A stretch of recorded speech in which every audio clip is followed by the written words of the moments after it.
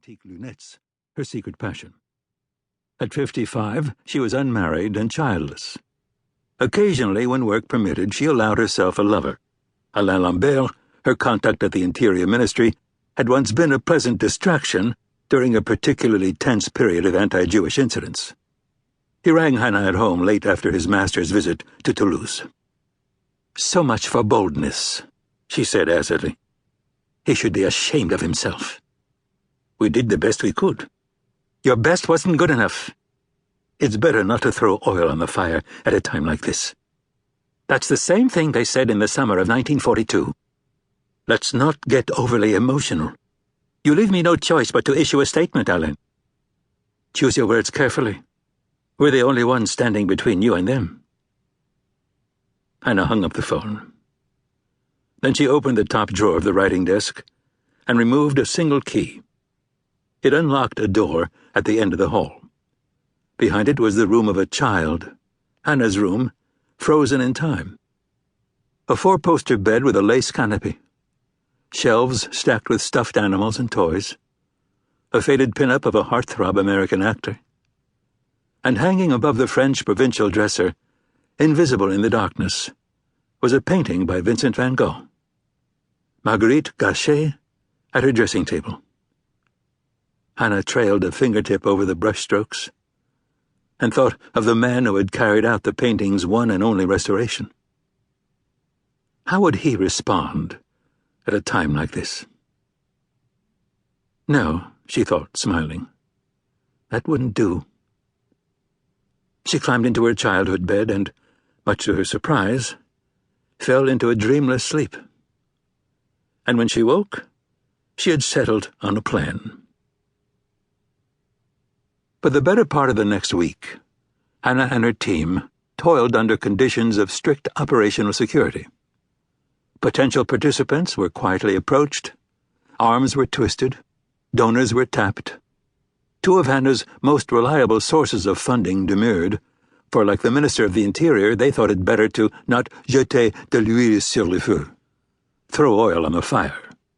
To make up for the shortfall, Hannah had no choice but to dip into her personal finances, which were considerable. This, too, was fodder for her enemies. Lastly, there was the small matter of what to call Hannah's endeavor.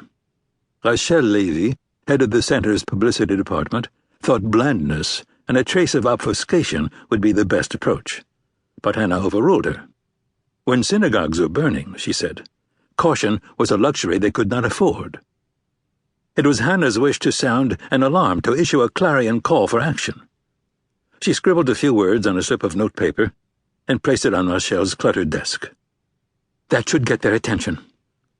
At that point, no one of any consequence had agreed to attend, no one but a gadfly American blogger and cable television commentator who would have accepted an invitation to his own funeral. But then Arthur Goldman, the eminent historian of anti-Semitism from Cambridge, said he might be willing to make the trip down to Paris, provided, of course, that Hannah agreed to put him up for 2 nights in his favorite suite at the Crillon. With Goldman's commitment, Hannah snared Maxwell Strauss from Yale, who never passed up an opportunity to appear on the same stage as his rival. The rest of the participants quickly fell into place. The director of the United States Holocaust Memorial Museum signed on, as did 2 important memoirists of survival and an expert on the French Holocaust from Yad Vashem. A novelist was added, more for her immense popularity than her historical insight, along with a politician from the French far right who rarely had a kind word to say about anyone. Several Muslim spiritual and community leaders were invited to attend. All declined. So too did the Interior Minister. Alain Lambert broke the news to Hannah personally. Did you really think he would attend a conference with so provocative a title? Heaven forbid your master ever do anything provocative, Alain. What about security? We've always looked after ourselves. No Israelis, Hannah. It will give the entire affair a bad odor. Rachel Levy issued the press release the next day. The media were invited to cover the conference.